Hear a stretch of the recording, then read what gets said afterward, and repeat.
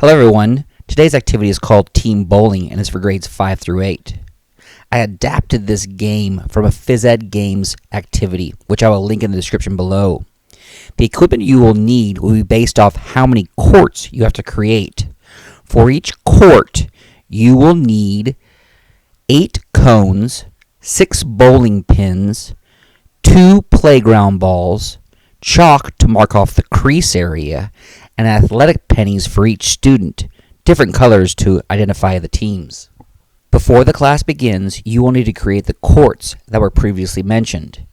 This activity can be played on any surface that will allow you to balance bowling pins.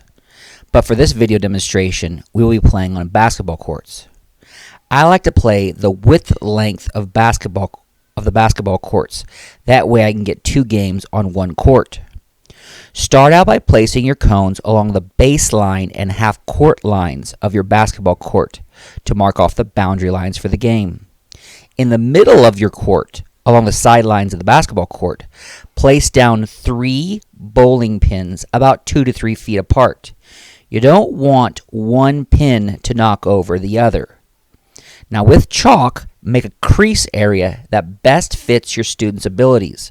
The larger the crease area is going to be, the more skill your students will need to aim for bowling practice.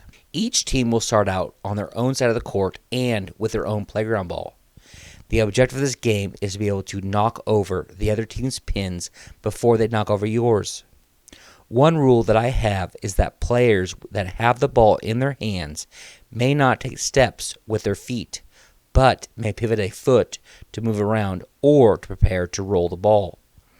Teams must work together by rolling the ball to each other in order to get down the court to knock over the other team's pins. Another rule that I have is that there is no guarding a player from the other team.